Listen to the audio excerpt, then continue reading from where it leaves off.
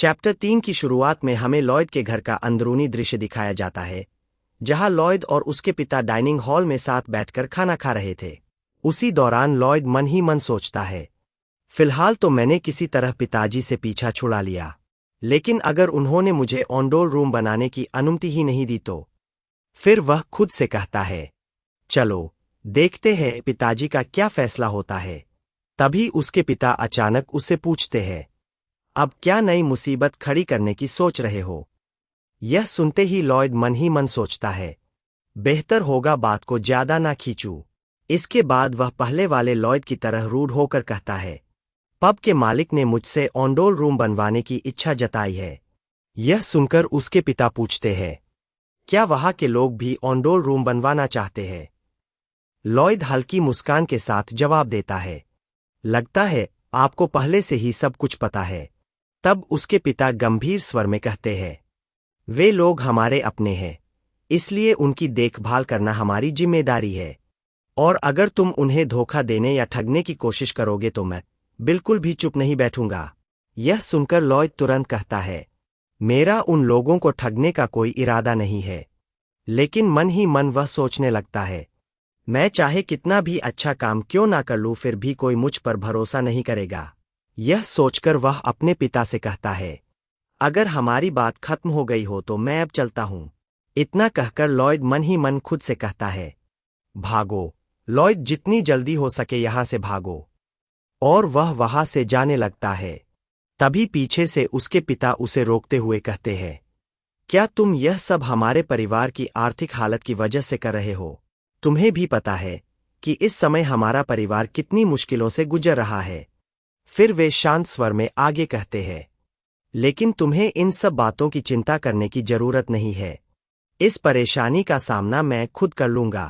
अपने पिता की यह बात सुनकर लॉयड उनकी ओर देखता है और मन ही मन कहता है, यह बात मैं पहले भी सुन चुका हूं। इसके बाद हमें उसकी पिछली जिंदगी का एक दृश्य दिखाया जाता है, जहां उसके पिता उससे कहते हैं, सुहो, तुम्हें किसी भी बात की चिंता करने की जरूरत नहीं है, तुम्हें बस अपनी पढ़ाई पर ध्यान देना है। यह सुनकर सुहो मन ही मन सोचता है, मुझे सच में लगा था कि सब कुछ ठीक हो जाएगा, लेकिन यह सब झूठ था। कुछ भी ठीक नहीं होने वाला था। इस बार मैं अपनी जिंदगी पैसों की वजह से फिर से बर्बाद नहीं होने दूंगा। फिर वह अपने पिता की ओर देखकर कहता है, आप हिम्मत मत हारिए और मैं भी कभी हिम्मत नहीं हारूंगा। इतना कहकर वह कमरे से बाहर निकल जाता है।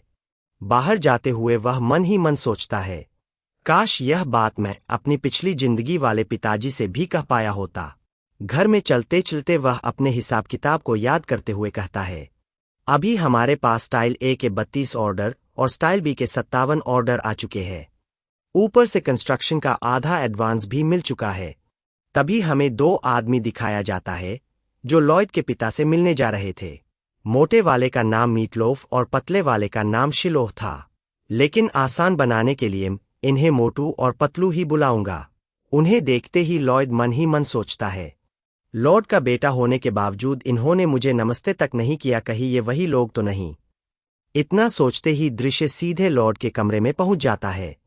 वहां मोटू घमंड भरे लहजे में लॉयड के पिता से कहता है, बैरन, जिस समय पर हम दोनों की सहमति हुई थी उसे गुजरे हुए अब 5 दिन हो चुके हैं। अगर आप अब भी अपना वादा पूरा नहीं करते तो हमें आपके खिलाफ कार्रवाई करनी पड़ेगी। इसके बाद पतलू कहता है, अगर आप अपनी कुछ संपत्ति बेच दें तो शायद आपको कुछ पैसे मिल जाए। उसी समय हमें दिखाया जाता है कि हमारा एमसी दरवाजे के बाहर खड़ा होकर उनकी पूरी बातचीत सुन रहा था। तभी लॉयड मुस्कुराते हुए मन ही मन कहता है, बिल्कुल सही समय पर आए हैं, अब मजा आएगा। इसके बाद दृश्य एक दूसरे कमरे में बदल जाता है, जहां हमें लॉयड का मौजूदा आरपी दिखाया जाता है। उसके पास कुल 36 आरपी रिलेशनशिप पॉइंट्स थे।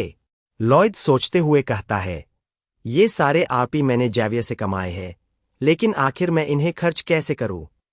तभी अचानक डिंग की आवाज के साथ सिस्टम का एक नोटिफिकेशन आता है, जिसमें बताया जाता है कि आरपी का इस्तेमाल नई एबिलिटीज खरीदने के लिए किया जा सकता है। यह देखकर लॉयड हैरानी से कहता है, तो यह सिस्टम समझाकर भी बताता है। इतना कहते ही सिस्टम कुछ देर लोडिंग लेने लगता है। तभी अचानक लॉयड के पैरों के नीचे एक रहस्यमय मैजिक सर्कल बन जाता है। अगले ही पल सिस्टम का एक और नोटिफिकेशन आता है, स्किल डिटेक्टेड। इसके साथ ही सिस्टम की स्क्रीन पर एक एक करके कुल 5 अलग अलग स्किल्स दिखाई देने लगती है। लेकिन तभी सिस्टम लॉयड को रोस्ट करते हुए कहता है, तुम जितने दिखते हो उससे कहीं ज्यादा समझदार हो। यह सुनते ही लॉयड चिढ़कर कहता है, क्या मैंने तुम्हारे सामने रोने की स्कॉलरशिप ले रखी है? तभी सिस्टम का एक और नोटिफिकेशन आता है और इस बार स्क्रीन पर 2 नई स्किल्स दिखाई देती है। लॉयड उन्हें देखकर कहता है, मुझे तो यह भी नहीं पता कि इनमें से कौन सी स्किल किस काम आएगी। लेकिन अगले ही पल वह बिना ज्यादा सोचे दोनों स्किल पर क्लिक करके उसे खरीद लेता है और कहता है, मेरे पास आरपी है तो खरीद ही लेता हूं। जैसे ही वह स्किल खरीदता है, हम देखते हैं कि उसकी आंखों से हरे रंग की चमक निकलने लगती है। तभी सिस्टम उस स्किल का नाम बताता है, बेसिक सर्वेइंग स्किल। इसके बाद लॉयड खिड़की खोलकर बाहर देखता है और तभी उसके सामने एक घर का पूरा ब्लूप्रिंट दिखाई देने लगता है। इसके बाद उसे दूसरी स्किल मिलती है जिसका नाम बेसिक डिजाइन स्किल था। लॉयड समझ जाता है कि यह स्किल ऑनडोर रूम बनाते समय उसके बहुत काम आने वाली है। यह देखकर वह खुश होकर कहता है, जिस चीज के लिए मैं इतनी देर से परेशान हो रहा था अब वही काम बहुत आसान होने वाला है। लेकिन अगले ही पल वह सोच में पड़ जाता है, क्या कंस्ट्रक्शन का पूरा काम सिर्फ जैवियर के भरोसे हो पाएगा? तभी उसके मन में एक अजीब सा ख्याल आता है, क्या हो अगर मैं एक जेसीबी जैसी मशीन ही समन कर सकूं? जैसे ही वह यह सोचता है, अचानक सिस्टम की आवाज सुनाई देती है, सिस्टम में समन करने का फीचर उपलब्ध है। यह सुनते ही लॉयड बुरी तरह चौंक जाता है। फिर सिस्टम बताता है कि किसी भी चीज को समन करने के लिए आप ही की जरूरत होगी और हर समन की अपनी अलग अलग एबिलिटीज और स्किल्स होंगी। यह सुनकर लॉयड हैरानी से कहता है, यह क्या किसी गेम का एडवर्टाइजमेंट चल रहा है? इसके बाद सिस्टम बताता है कि एक समन करने के लिए 50 आपी की जरूरत होगी। यह सुनकर लॉयड तुरंत कहता है, लेकिन मेरे पास तो अभी सिर्फ एक आपी ही बचा है। इसके बाद वह कल्पना करने लगता है कि समन कैसा होगा। कहीं वह ड्रैगन, किंग कॉन्ग या फिर यूनिकॉर्न जैसा कोई शक्तिशाली जीव तो नहीं होगा। फिर वह मन ही मन मुस्कुराते हुए कहता है, अगर ऐसा हुआ तो मैं तो एक पूरी कंस्ट्रक्शन मशीनरी ही खड़ी कर दूंगा। लेकिन अगले ही पल उसे अपनी असली समस्या याद आती है। उससे पहले मुझे जितनी जल्दी हो सके आप ही कमाने होंगे और आप ही कमाने के लिए मुझे ऐसे लोगों की जरूरत होगी जो मुझ पर भरोसा करें। तभी दृश्य फिर से लॉर्ड के कमरे की ओर बदल जाता है। वहां मोटू गुस्से में मेज पर जोर से हाथ मारते हुए कहता है, अगर तुम्हारे पास पैसे नहीं है तो अपनी पत्नी और उनके साथ रहने वाली औरतों को बेचकर पैसे कमा सकते हो। यह सुनते ही लॉयड के पिता का गुस्सा 7वें आसमान पर पहुंच जाता है। वे गुस्से में कहते हैं, तुम्हारी यह बात कहने की हिम्मत कैसे हुई? सिर्फ इसलिए कि हमने तुमसे कर्ज लिया है, इसका मतलब यह बिल्कुल नहीं कि तुम कुछ भी बोलोगे। इसी बीच हम देखते हैं कि लॉयड आगे बढ़कर चुपचाप उस मोटू के कंधे पर अपना हाथ रख देता है। अचानक किसी का हाथ अपने कंधे पर महसूस करके मोटू पीछे मुड़ता है और पूछता है, और तुम कौन हो? तभी लॉयड के पिता कहते हैं, लॉयड। यह सुनते ही मोटू तिरस्कार भरी हंसी के साथ कहता है, ओह तो तुम बैरन के वही निकम्मे बड़े बेटे हो, क्या सिर्फ हमारी बातचीत में दखल देने के लिए यहां आए हो? वह आगे कुछ कहने ही वाला होता है कि लॉयड उसकी बात बीच में ही काट देता है और शांत स्वर में पूछता है, क्या तुम लोगों के पास लॉर्ड से मिलने का कोई आधिकारिक वारंट है? यह सवाल सुनते ही दोनों आदमी एक पल के लिए हैरान रह जाते हैं। फिर लॉयड आत्मविश्वास से कहता है, the royal family and nobility act, article 3, clause 6 इसके अनुसार हर नोबल को अपने हितों की रक्षा करने का पूरा अधिकार है और बिना अनुमति किसी नोबल के घर में घुसना सीधे सीधे कानून का उल्लंघन माना जाता है। यह सुनते ही मोटू और पतलू हैरानी से कहते हैं, तुम आखिर क्या बोल रहे हो? हमने तो आज तक इस कानून के बारे में कभी नहीं सुना।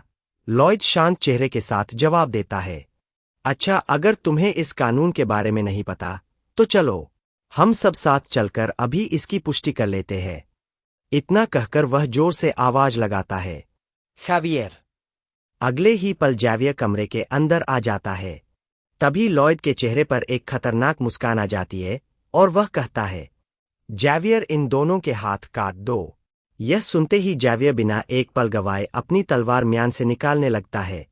यह देखकर मोटू और पतलू डर के मारे घबरा जाते हैं और जल्दी से कहते हैं, अगर तुमने ऐसा किया तो हम तुम लोगों पर मुकदमा कर देंगे। लेकिन लॉयड बिल्कुल शांत रहते हुए कहता है, मैंने तो पहले ही कहा था, चलो पहले कानून की किताब देखकर आ जाते हैं। इतने में जैवियर अपनी तलवार पूरी तरह बाहर निकाल लेता है। तलवार चमकते ही दोनों की हिम्मत जवाब दे देती है। वे गुस्से में वहां से निकलते हुए कहते हैं, यह मत समझना कि तुम लोग इस तरह बच जाओगे। उनके जाते ही लॉयड के पिता लॉयड और जैवियर की तरफ देखकर चिंतित स्वर में कहते हैं, आखिर तुम दोनों ने यह क्या कर दिया? अभी हमारे पास इतनी ताकत नहीं है कि हम उनसे दुश्मनी मोल ले सके। तभी लॉयड चुपचाप पैसों से भरा एक थैला मेज पर रख देता है और कहता है, मैंने सोचा इन ऑर्डर से जो पैसे मिले हैं वे आपको दे दूं। मुझे लगता है कि इससे कम से कम इस महीने के ब्याज का एक बड़ा हिस्सा तो चुकाया जा सकेगा। इतने सारे पैसे देखकर लॉयड के पिता हैरान हो जाते हैं और उससे पूछते हैं, कहीं तुमने ये पैसे गांव वालों को ठगकर तो नहीं कमाए? लेकिन तभी जैवियर लॉर्ड से कहता है, आपको चिंता करने की कोई जरूरत नहीं है। मास्टर लॉयड गांव वालों के सभी ऑर्डर समय पर पूरे कर देंगे।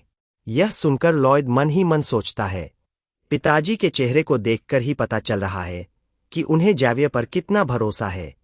इसके बाद लॉयड अपने पिता को अलविदा कहकर कमरे से बाहर निकल जाता है। बाहर आते ही जैवियर उससे पूछता है, तुम्हें उस कानून के बारे में कैसे पता था? यह सुनकर लॉयड मुस्कुराते हुए कहता है, मैंने बस कहीं उस कानून के बारे में सुन रखा था। लेकिन मन ही मन वह सोचता है, असल में मैंने यह कानून नॉवल में जैवियर के मुंह से सुना था। फिर हमें पता चलता है कि जब कहानी में लॉर्ड की मौत हो गई थी तब यही दोनों आदमी उनकी लाश को अपने कब्जे में लेने आए थे। उसी समय जैवियर ने इसी कानून का हवाला दिया था और फिर बिना किसी हिचकिचाहट के उन दोनों का गला काट दिया था। बाद में जब जैवियर को अदालत में पेश किया गया तो उसे नॉट गिल्टी घोषित कर दिया गया था।